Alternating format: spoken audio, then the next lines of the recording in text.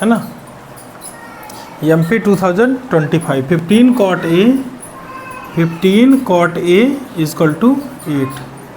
ठीक है, नॉर्मल सा क्वेश्चन है, देखना यहाँ पे, इसको समझ लेना आराम से। ठीक है, एक क्वेश्चन समझ लेना, पूरा कॉन्सेप्ट क्लियर हो जाएगा।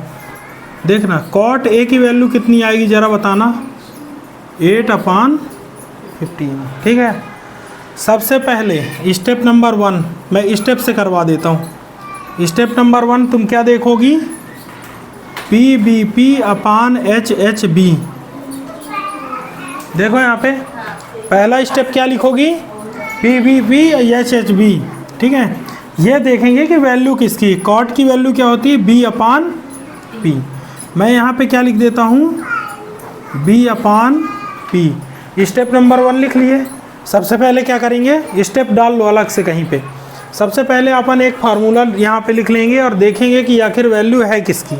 ठीक है, पहला स्टेप नंबर 2, स्टेप नंबर 2 एक ट्रायंगल ड्रॉ करेंगे। क्या करेंगे, एक ट्रायंगल ड्रॉ करेंगे जहाँ पे एंगल ए कोई भी एंगल होगा। क्लियर हो गया, एंगल ए एक एंगल, जो भी यहाँ पे एंगल होगा वो कहाँ पे रखेंगे, कॉर्नर पे यहाँ पे रख लेंगे। ठीक है, एक मैं ये राइट एंगल ट्रायंगल बना रहा हूँ। ठीक है, यहाँ पे ए रख देता हूँ, बी और सी कहीं पे भी रख सकता हूँ मैं, वो है ना, उससे कोई फर्क नहीं पड़ना। Step number 2। स्टेप नंबर 3 में अपन ये देखेंगे कि बेस है क्या, बेस क्या है बताओ, ये ए है और यहाँ पे राइट एंगल, बेस क्या है, AB/, परपेंडिकुलर क्या है, BC। ठीक है, आगे स्टेप नंबर 3 क्या करेंगे, कंपेयर करेंगे। AB की वैल्यू निकाल लो, BC की, जिसकी वैल्यू रहेगी वो निकालेंगे। ठीक है, step number 4, step number 4 Pythagoras theorem use करेंगे। क्या करेंगे, जो भी अननोन साइड होगी उसको निकालेंगे। जैसे हमको ये नहीं पता है, हाइपोटेनियस नहीं पता, उसको निकालेंगे तो पाइथागोरस थ्योरम लगाएंगे। क्या यूज़ करेंगे, पाइथागोरस थ्योरम। ये एक स्टेप है। ठीक है, पर्टिकुलर स्टेप वाइज स्टेप इसको सॉल्व करते हैं। सबसे पहले फार्मूला, उसके बाद ट्रायंगल ड्रा करेंगे, उसके बाद जो दो साइड होगी उनकी वैल्यू अपन लिखेंगे, उसके बाद पाइथागोरस थ्योरम लिखेंगे, और स्टेप नंबर 5 में क्या करेंगे, वैल्यू निकाल लेंगे। क्या निकाल लेंगे, वैल्यू, जिसकी भी वैल्यू निकालनी हो वो वैल्यू फाइंड आउट कर लेंगे इन्हीं रेशियोज से। ये जो ऊपर रेशियोज लिखे हैं इनसे ये वैल्यू निकाल लेंगे। क्लियर हो गया, पाँचों स्टेप लिख लोगी, जल्दी से पाँचों स्टेप लिख लो, उसके बाद फिर आगे बढ़ते हैं।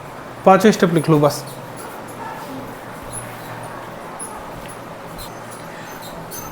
यहाँ पे देखना, in triangle ABC by Pythagoras theorem.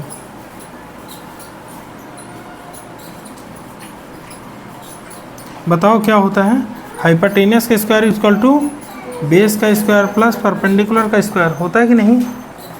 अब बताओ बेस क्या है, हाइपोटेनियस क्या है, AC का स्क्वायर इक्वल टू, यहाँ पे अभी ये वैल्यू पता नहीं हो, मैंने लिख दी थी बस। बेस क्या है, AB का स्क्वायर प्लस परपेंडिकुलर 17 BC का स्क्वायर। यहाँ पे 8K का स्क्वायर प्लस 15K का स्क्वायर, 15K का square, 64K square plus 225K square, total मिला के 289K स्क्वायर हो जाएगा। बताओ 225 और 24 या 64 कितना आएगा, 289K स्क्वायर। ये AC स्क्वायर है, जब तुम AC की वैल्यू निकालोगी आएगा √289K स्क्वायर। AC की वैल्यू आएगी 17। देखो K स्क्वायर से एक K निकल आएगा और 289 होता है 17 का। 10th में 1 से 20 स्क्वायर रूट पता होना चाहिए, 1 से 20 तक का, बस उससे ऊपर का नहीं। 17K का यहाँ पे वैल्यू आ गई 17K। तुम्हें निकालनी वैल्यू साइन A की, किसकी, साइन A की। साइन A की वैल्यू क्या होती है, चलो बताओ। साइन की वैल्यू देखो, फार्मूला होता है PBP/HHB। साइन की वैल्यू P/H होती है। परपेंडिकुलर क्या है जरा बोलो, BC/हाइपोटेनियस बी सी की वैल्यू कितनी है 15 के, ए सी की वैल्यू 17 के से के कट कर दूं क्या, साइन ए की वैल्यू जो आएगी वो कितनी आएगी 15 बन जाएगा। आगे देखो हमें सेक ए की वैल्यू निकालनी है, क्या आएगा, देखो कॉस का उल्टा होता है, कॉस होता है बी अपान एच, तो सेक क्या होगा एच अपान हाइपरटेनियस अपान बेस, हाइपरटेनियस बोलो ए सी और बेस ए बी, ए सी कितना है 8 के, 8 से के कट गया, तो सेक ए की जो वैल्यू आएगी वो आएगी 17 अपान, बनेगा या नहीं ये बताओ, कर लोगे। चलो प्रैक्टिस के लिए है ना 5th number question, question number बोल दो, sec theta is equal to 13/12, पहला स्टेप भैया बोलो पी बी पी अपान, अच्छा जी सेक थीटा है तो पहले ट्रायंगल ही बना लो, कोई दिक्कत फर्क पड़ नहीं रहा, ठीक है। ये यहाँ पे थीटा लिख दिए, पहला काम क्या करते हैं P B P upon H H B, यहाँ पे ए बी सी नाम दे देता हूँ मैं, ठीक है। सेक क्या होता है एच अपान बी, हाइपरटेनियस अपान बेस, हाइपरटेनियस की वैल्यू बोलो ए सी और बेस क्या है, पता चला क्यों लिखे हैं ये, पक्का क्यों लिखे हैं, क्योंकि वैल्यू होती है सेक की हाइपरटेनियस अपान बेस, ये सेक की वैल्यू होती है, ठीक है।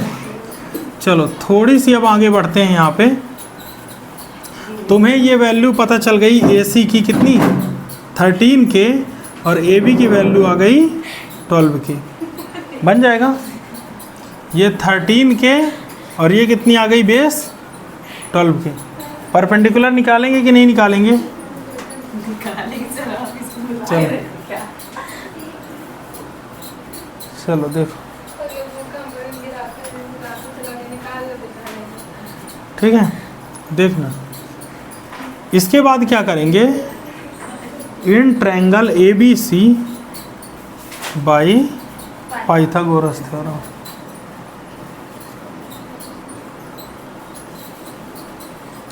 क्या होता है हाइपरटेनियस का square is equal to base का स्क्वायर प्लस परपेंडिकुलर का स्क्वायर, 13 के का square is equal to base क्या है 12 के का स्क्वायर प्लस बी सी का स्क्वायर, बी सी का स्क्वायर प्लस 144 के स्क्वायर इज इक्वल टू 169 के स्क्वायर, आ गया कितना आ गया 169, 169 के स्क्वायर माइनस 144 के square is equal to B C square, B C square is equal to 169 minus 144 कितना होता है 25 के स्क्वायर, क्लियर हो गया।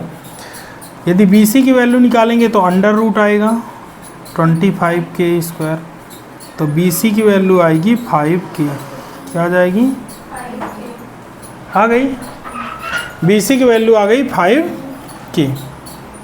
अब यहाँ पे बताओ ये वैल्यू तुम्हें पता चल गई, तुम्हें सारे ट्रिग्नोमेट्रिक रेशियोज निकालने जितने भी हैं, ऑल ट्रिग्नोमेट्रिक रेशियोज हमें पता करने हैं, क्या करेंगे देखो साइन ए से स्टार्ट करें क्या, देखना इस वैल्यू को लिख लो पहले P B P upon H H B, sine A की वैल्यू बोलो P upon H, perpendicular upon hypotenuse, चलो परपेंडिकुलर बोलो डायरेक्ट की वैल्यू रखो, परपेंडिकुलर बी सी हाइपरटेनियस ए सी, यानी कि 5 के अपान 13 के से के कॉमन ले लेना 5 अपान 13, कर लोगे।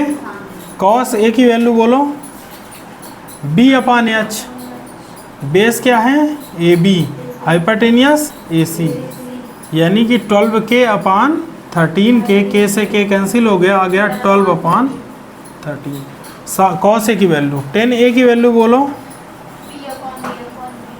Perpendicular B C upon base A B, यानी कि 5 के अपान 12 के से के कट कर दो, क्या आ गया 5 अपान 12 बनेगा। कॉट ए, हाँ कॉट ए क्या है A B upon B C, A B की वैल्यू कितनी है 12 के और 5 के से के कैंसिल 12/5। और एक और आता है कॉसेक, सेक तो ऑलरेडी लिखा है, कॉसेक ए साइन का उल्टा यानी AC/BC। क्या होगा? कॉसेक क्या होता है? H/P, हाइपरटेनियस AC है, परपेंडिकुलर BC, यानी कि हाइपरटेनियस 13 के और BC 5 के से के कैंसिल यानी 13/, बन जाएगा या नहीं? निकाल लोगे? सेक एक ही तो ऑलरेडी ही दी रहेगी। क्लियर हो गया? सारे 6 के 6 ट्रिग्नोमेट्रिक रेशियोज निकालने। देखो क्वेश्चन, देखो साइन ए और बी जो है वो एक्यूट एंगल है, ठीक है। Cos A equal to cos B दिया हुआ है, ठीक है। देखो भैया ए बी और सी, इसमें ऑलरेडी बोला है कि ए और बी जो हैं वो दोनों क्या हैं? एक्यूट एंगल है। क्लियर हो गया? ए और बी क्या है? एक्यूट एंगल है, तो मैं उनको एक्यूट एंगल बना दिया, ठीक है। एक चीज़ हमको पता है, क्या? Cos A equal to cos B, ये गिवन है। क्या है? गिवन। तो हमें ये बताना है कि angle B equal to angle C होगा, ये प्रूव करना है। टू प्रूव क्या है? Angle B equal to angle C, ये दोनों एंगल हमें बताना है कि ये दोनों बराबर है। देखो कॉस ए की वैल्यू क्या होती है, ज़रा बताना, बोलो क्या होती है कॉस ए की वैल्यू? B/H। बेस क्या है? देखो PBP/HHB। कॉस की वैल्यू होती है B/H। बेस क्या है? AC और हाइपरटेनियस। क्लियर हो गया? सुनना, कॉस बी की वैल्यू ज़रा बताओ। बी मतलब अब ये वाला एंगल है तो बेस दूसरा बदल जाएगा, बेस क्या हो जाएगा? BC/AB। हमें ये पता है कि cos A equal to cos B है। कॉस ए की वैल्यू क्या है? AC/AB equal to BC/AB। इस AB को इक्वल किधर भेज दो, क्या हो जाएगा? AC equal to BC/AB into AB। AB से AB कट जाएगा, यानी कि AC इक्वल टू BC होगा कि नहीं होगा? AC इक्वल टू BC हो जाएगा। जितना AC है उतना ही BC है।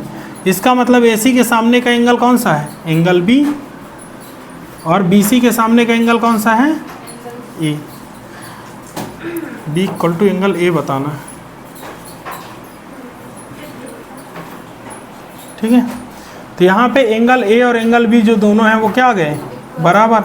यहाँ पे लिख लेना angle opposite to equal side. क्या लिखेंगे? Angle opposite to equal side of a triangle, equal sides of a triangle. बन जाएगा? यहाँ पे लिख देना प्रूव्ड। बन जाएगा या नहीं? देख लो।